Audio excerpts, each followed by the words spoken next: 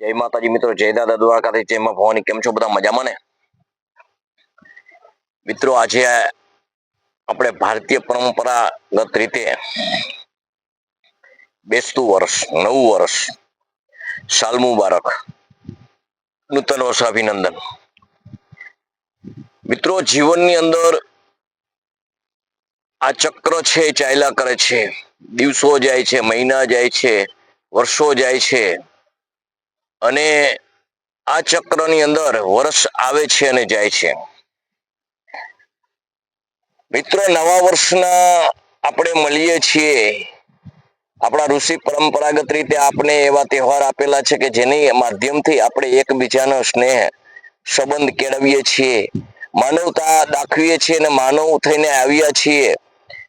તો સર્વત્ર પ્રત્યે પ્રેમ ભાવના કઈ રીતે રહે, કઈ રીતે ટકી રહે, કઈ રીતે આગળ વધે, એકબીજાને ઉપયોગી કઈ રીતે થઈ શકીએ અને જંગલી ન જીવન જીવતા માનવતાનું જીવન જીવીએ અને એકબીજાને આવા તહેવારો થકી આપણે એકબીજાને મળતા રહીએ અને સ્નેહ ઠાલવતા રહીએ. આવા ઉત્સવો સરસ મજાના આપણે ભારતીય સંસ્કૃતિ પ્રમાણે આપણે ઉજવતા રહેલા છીએ. મિત્રો, વાત કરીએ બેસતું વર્ષ. બેસતું વર્ષ એટલે જે વર્ષ ગયું એના લેખા જોખા કરી અને જે આવનાર વર્ષની અંદર હું પ્રવેશ કરું છું ત્યારે મારાથી શું ભૂલ થઈ, શું મારાથી બગાડ થયો, મારા જીવન થકી કોઈને તકલીફ પડી, કોઈને અઘરું લાગ્યું, કોઈને સારું થયું, આ સર્વત્રનો સરવાળો કાલ કરી અને આજે આપણે એનું ચૂકવણું કરતા રહેલા છીએ અને એકબીજા પ્રત્યે જે કડવાશની ભાવના ભૂલી અને રામ રામ, જય માતાજી, સાલ મુબારક, સલામ વાલેકુમ, આ વિવિધ જાતિ, વિવિધ સંપ્રદાય, વિવિધ ધર્મો થકી આપણે જે જે માણસને રુચિ પ્રમાણે જે ના પ્રત્યે ભાવ છે એના માધ્યમથી, એના નામથી આપણે મળી અને એકબીજાને આપણે સ્નેહ ઠાલવતા રહેલા છીએ. મિત્રો, જીવનમાં આપણે જોઈએ ને તો જે આજે આપણો ભાવ જે છે, આપણો પ્રેમ છે, એના લેખા જોખા કરવાનો દિવસ છે. હું કાયમી માટે પ્રતિષ્ઠિત મોટો માણસ છું. મને મળવા આવેલો હર કોઈ વ્યક્તિ મને આદર, પ્રેમ અને ભાવનાની દ્રષ્ટિએ જોનારો છે. હું ગમે તે સમાજનો છું, સર્વત્ર સમાજ મને પોતીકો માને છે, વડીલ માને છે. તો હું વડીલ જેવો છું કે નહીં? મારામાં વડીલની ઉંમર થઈ છે પણ વડીલતા છે કે નહીં? મારું દિલ વિશાળ છે, મારામાં માફ કરવાની, મારામાં જતું કરવાની, મારામાં લેટ ગો કરવાની ભાવના છે કે નહીં? મારામાં પ્રતિશોધની ભાવના નથી, મારામાં સમાધાન, સગુણ આ બધું છે કે નહીં? મારામાં જે કંઈ પણ આવડત છે એ બીજાને ઉપયોગી છે કે નહીં? આ લેખાજોખા કરવાનો વડીલનો દિવસ છે. હર કોઈ પ્રત્યક્ષ માણસ જે નમે છે તો એને ગમે છે, પરંતુ નમે છે ને ગમે છે એ વાત ખરી છે, પરંતુ જે મને નમે છે એના પ્રત્યે હું કેટલો ઉપયોગી થયો, એનું કેટલું પ્રત્યે એની જે લાગણી છે, એનો ભાવ છે મારા પ્રત્યે જે વડીલતાનો, એ વડીલતાની ફરજ મેં નિભાવી કે નહીં? એ ફરજમાં હું ઉતરો કે નહીં? મને આજે હેતથી નમે છે, હેતથી મને નમસ્કાર કરે છે, હેતથી મને આવકારે છે, કુટુંબનો વડીલ માને છે, સમાજનો વડીલ માને છે, અન્ય સમાજમાંથી પણ મને વડીલ માને છે, તો મેં મારી વડીલતા કોઈ દિવસ મારી પાસે એવો સમય આવ્યો ત્યારે સાબિત કરી છે કે નહીં? મેં પક્ષપાત કર્યા વગર મેં મારા જીવનનું સર્વાયું કર્યું છે કે નહીં? હું ખરા અર્થનો વડીલ સાર્થક થયો છું કે નહીં? આવું હર કોઈ વડીલને વિચારવું જોઈએ.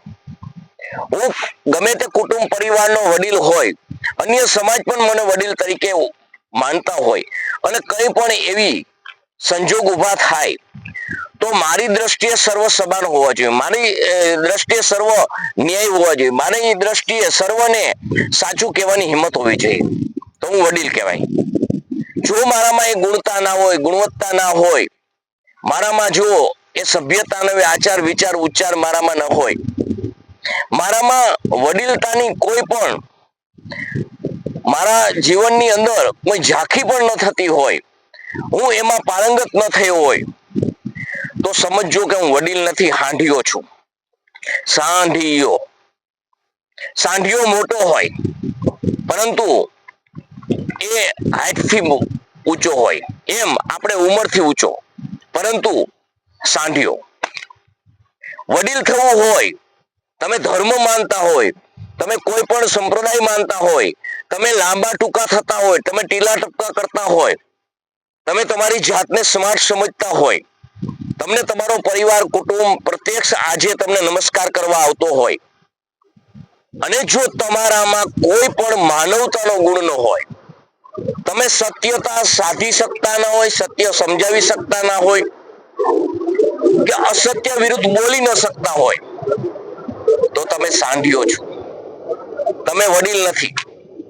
તમે કોઈ પણ સમાજના નથી, કોઈ પણ જાતિના નથી, કોઈ પણ ગુણ તમારામાં નથી. તમે માનવ પણ નથી. મનત્વ, મારા અંદર મનત્વ હોવું જોઈએ, મારે માનવીય હોવું જોઈએ. હર કોઈ માણસનું દુઃખ દર્દ હોય અને તમે વડીલ હોય અને તમારી પાસે કોઈ આવી અને તમને કહેતો હોય,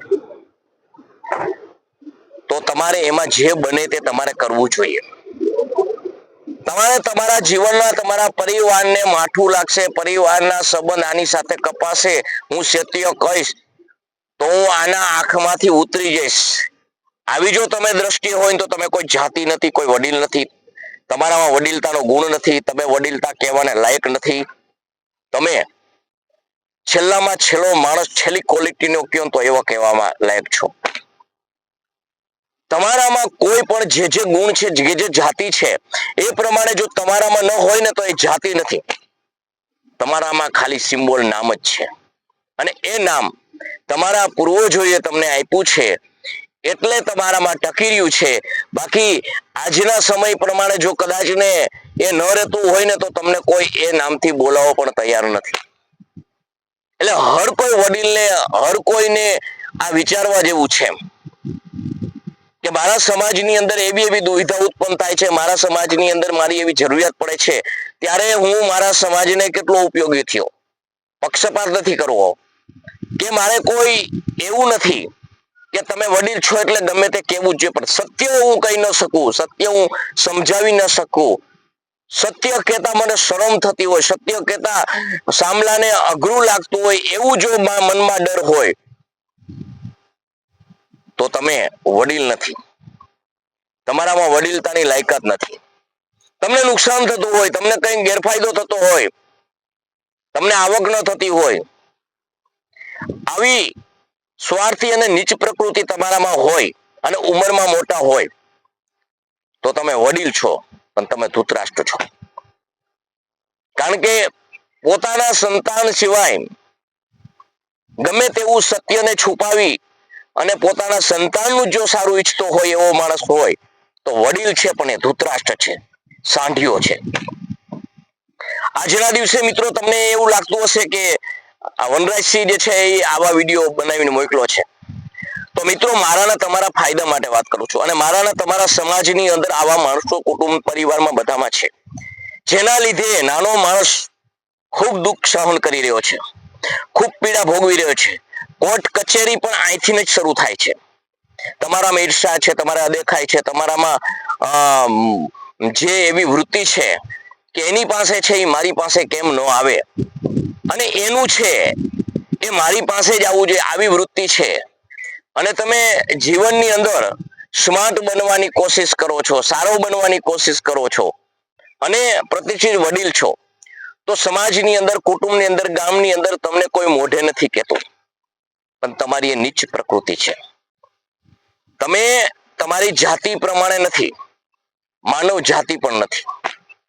એટલે મિત્રો જીવનની અંદર કોઈ પણ આપણે બેસતું વર્ષ જ્યારે આપણે આવે અને હામામી રામ રામ કરીએ તો એવો ભાવ જ્યારે ઉત્પન્ન થાય છે ને કે જાણે કાંડા પકડી રાખવા છે ને કાંડા ઉતારી નાખશે એવા આલિંગનો આપે છે. તો કાયમી માટે કેમ નથી આવો જળવાઈ રહેતો? પોતીકો તો કાયમ પાસે જ રહે છે. એ જ પોતીકો 2 કલાક પછી, ક્ષણ પછી કેમ પારકો બની જાય છે? આવો ભાવ પ્રેમ આપણે વર્ષે વર્ષે તાજો કરવા માટે એક આપણું ચાર્જિંગ છે, ઋષિ મુનિએ આપ્યું છે કે આવું કાયમી માટે જીવન રહેવું જોઈએ. તો ડીમ કેમ થઈ જાય છે? એ ખાલી રીતિ રિવાજ અને તહેવાર બનીને કેમ રહી જાય છે? પ્રત્યક્ષને મારે કેવું છે કે તમે ગમે તે સમાજમાંથી આવતો હોય, ગમે તે સમાજના હોય, ખરેખર તમે જો વડીલ છો એ પ્રમાણે તમારામાં જો ગુણવત્તા ન હોય તો તમે વડીલ નથી, સાંઢિયો જ છો. આવા સાંઢિયા ને નમસ્કાર ન કરવા કરતા કોઈ પણ વસ્તુને, નિર્જીવ વસ્તુને તમે નમસ્કાર કરો ને એ લાયક છે. હથોડીને નમસ્કાર કરો લાયક છે, ખીલો ખોડવામાં કામ આવે છે. આપણે ગમે તે વસ્તુ છે, આપણા ઓજારો છે, એનું આપણે પૂજન કરીએ છીએ ને, કારણ કે આપણા જીવનની અંદર આપણે માનત્વ એવું છે કે હું માનવી છું, મારે આમાં કૃતજ્ઞતાની ભાવના હોવી જોઈએ. ગમે તે સમાજ, ગમે તે વ્યક્તિ, ગમે તે હોય, પણ મારે મારા પ્રત્યે ઉપયોગી જે માણસ થયો છે એ મારો પોતીકો છે, મારો પોતિકાનો સમાજ છે. તો મિત્રો આવી વાત કરીએ, પણ વિડીયો તો કદાચ ને 2-3-4 કલાકનો કરવો હોય તો બોલી શકો, પરંતુ આપણી મર્યાદા છે. એટલે જે આપણું બેસતું વર્ષ છે એ જેવો ભાવ પ્રેમ અને સુગંધિત છે એવો કાયમી રાખજો, ટકાવી રાખજો. અને માં ભગવતીને, દાદા દ્વારકાધીશને પ્રાર્થના કરજો, સૌને સદબુદ્ધિ આપે, સારા કામ કરાવે. હું પણ સૌને હાર્દિક શુભકામના પાઠવું છું. કોઈના ફોન આવે છે, કોઈના ઉપડે છે. યુટ્યુબ ચેનલને પણ હું નમસ્કાર કરું છું કે મારી આ વાત તમારા સુધી પહોંચાડે છે. સર્વત્ર ઓફિસરો ભાઈઓને હું નમસ્કાર કરું છું યુટ્યુબની ચેનલના, કે મારા નમસ્કાર સ્વીકાર કરજો. મેં તમને જોયા નથી, જાણ્યા નથી, છતાં તમે મારી જે વાત પહોંચાડો છો, તમે મારો પરિવાર છો. તમને હું હૃદયથી નમસ્કાર કરું છું. આપણી જાતિ એટલે માનવ જાતિ. માનવ જાતિ એ સર્વશ્રેષ્ઠ જાતિ છે. પેલા માનવ બની જાય એટલે બધી જાતિ આવી જાય છે. એમાં જાતિ તો બધા સમાજ બનાવે છે. મારામાં જેવા ગુણ હોય એ પ્રમાણે મને સંબોધે છે. મારામાં જો ગુણ જ ન હોય અને હું એમ કહેવા માંગુ કે હું આ જાતિ છું, તો એ શક્ય નથી. જય માતાજી, જય દાદા દ્વારકાથી, જય માં ભવાની.